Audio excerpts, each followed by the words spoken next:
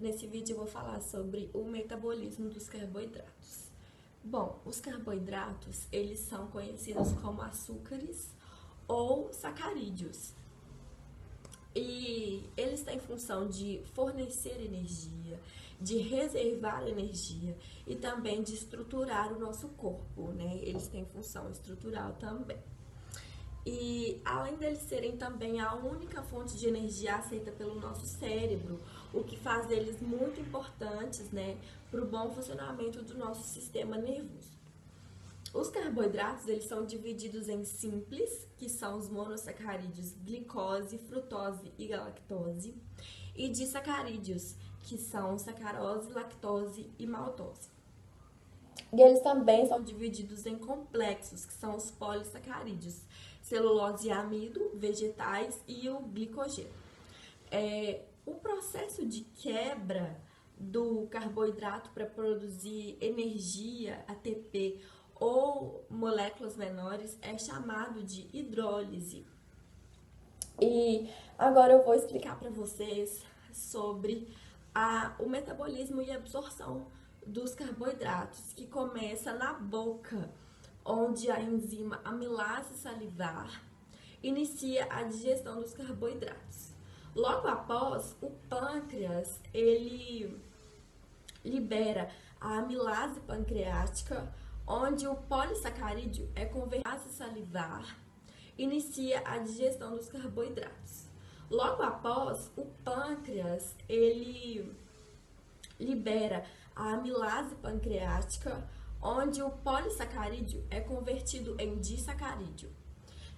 E depois, no duodeno, as células intestinais, elas liberam as enzimas que completam a digestão dos carboidratos, transformando eles em monossacarídeos. E os monossacarídeos, então, glicose, frutose e galactose, eles são absorvidos pelas células intestinais por meio de transporte ativo ou difusão simples. Então, logo após esse processo, após estarem dentro das células intestinais, os monossacarídeos, eles são transportados para circulação sanguínea e a partir daí eles podem ou fornecer energia através de glicólise, ou armazenar na forma de glicogênio muscular ou hepático. É importante também saber que glicogênese é a síntese de glicose em glicogênio. Glicogenólise é o processo que converte o glicogênio em glicose. E gliconeogênese é a formação de glicose a partir de outras substâncias, né? Como aminoácidos. Glicogenólise é o processo que converte o glicogênio em glicose. E gliconeogênese é a formação de glicose a partir de outras substâncias, né? Como aminoácidos, glicerol, piruvato ou lactato.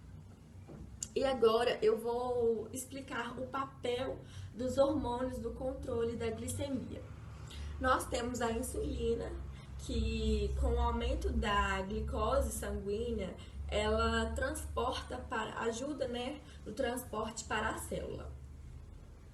O glucagon, que estimula a glicogenólise e gliconeogênese no fígado. A adrenalina, que é a quebra do glicogênio e liberação da glicose no fígado. E o cortisol, que é o estímulo para a gliconeogênese a partir das proteínas.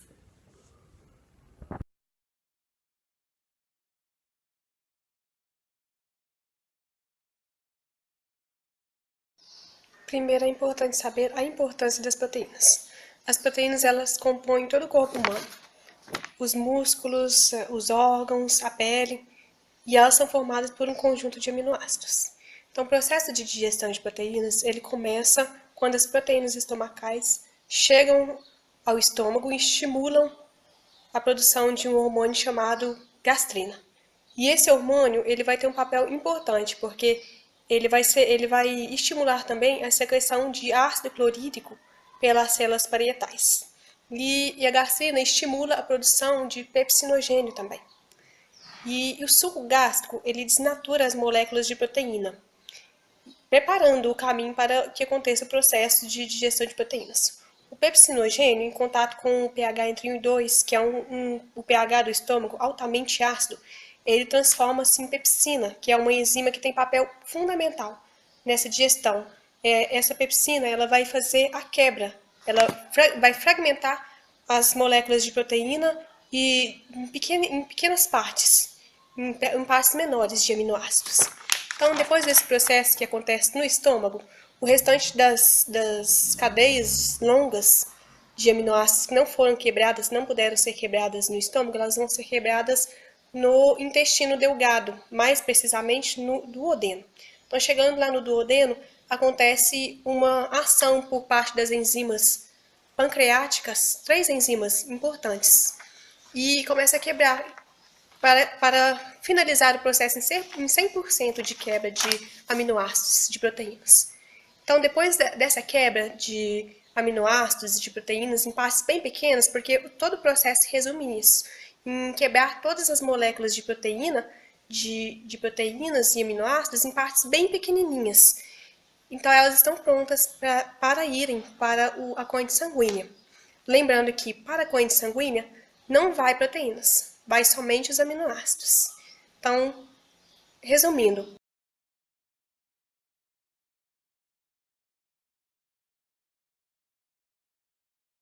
Hoje eu vou falar sobre a digestão de lipídios. A digestão de lipídios é difícil, pois trata-se de substâncias hidrofóbicas. Por isso, são necessárias diversas etapas. Uma delas é a dispersão dos lipídios em uma emulsão, porque aumenta o contato com enzimas lipolíticas. Outra delas é a hidrólise, a formação de micelas solúveis em água, a captação de ácidos graxos pelas células epiteliais do intestino, a formação de filomicros e, por fim, a absorção pelos vasos linfáticos. Com a chegada de produtos de origem lipídica no duodeno, estimula a vesícula biliar a liberar sais biliares. Também ocorre a liberação de lipases pancreáticas. Ambos eventos ocorrem por meio da colecistoquinina. Os sais biliares, eles são responsáveis pela emulsificação dos lipídios, uma decomposição de gotículas de gordura em minúsculas gotículas emulsificadas. Esse processo ajuda na digestão, pois as gotículas emulsificadas possuem maiores áreas superficiais. Com maior área superficial, a ação das enzimas digestivas são mais facilitadas. A lipase é uma enzima que atua na superfície das gotículas emulsificadas, hidrolisando os lipídios. A sua ação é auxiliada por uma enzima chamada coliase. Essa enzima também é secretada pelo pâncreas. Sua função é revestir a superfície das gotículas emulsificadas e auxiliar na interação da base pancreática com as gotículas. No meio da hidrólise, os triglicerídeos liberam ácidos graxos livres mais monoglicerídeos. Os ácidos graxos livres mais os monoglicerídeos ligam as proteínas específicas na face apical do epitélio intestinal, onde as mesmas são direcionadas para o interior do epitélio, formando novamente os triglicerídeos. Os triglicerídeos, os fosfolipídios e colesterol combinam com nossa proteína do interior do epitélio intestinal, formando os quilomicrons, partículas de lipídios e proteínas secretadas pelas células epiteliais do intestino. Após esse processo, os quilomicrons são direcionados pelos vasos linfáticos. Dos vasos linfáticos, os quilomicrons que são absorvidos passam ao longo do sistema linfático e ganham sangue venoso através do núcleo torácico. Lembrando que após a digestão de proteínas e carboidratos, os seus produtos ganham diretamente os capilares sanguíneos e posteriormente a veia porta. Vou falar agora sobre a absorção de lipídios. Então, começo falando sobre as enzimas lipases, que não são nada mais que esterases. Elas quebram a ligação extra do triacilglicerol. As esterases podem ser divididas entre ácidas e básicas.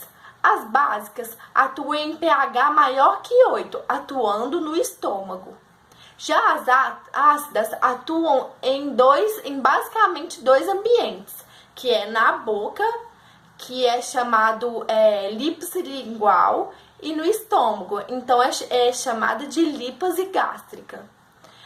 Porém, a lípase ácida possui baixa contribuição para a digestão dos lipídios em geral. Elas são mais utilizadas em crianças lactantes, porque as ácidas atuam somente em triacilglicerol de cadeia média e curta.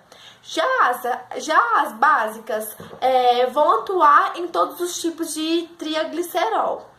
Então, para entender melhor como elas são transportadas, vou tentar ser o mais claro possível.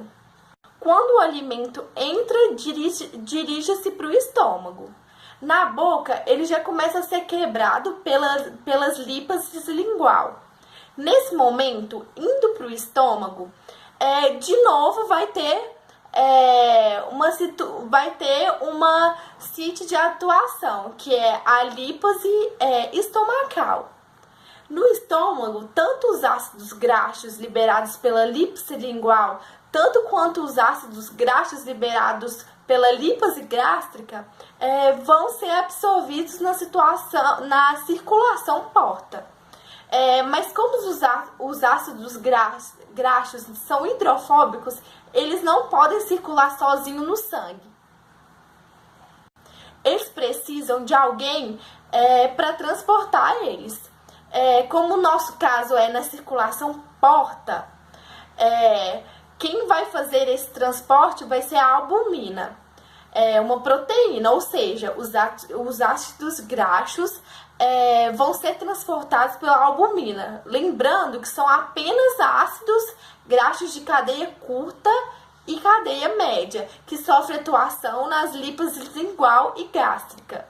Agora, se o alimento continuar sua rota pelo duodeno, ali ele vai encontrar uma enzima muito potente chamada de colipase pancreática. A colipase pancreática atua tanto em triacilglicerol curto, tanto triglicerol de cadeia média, e atua também no triglicerol de cadeia longa.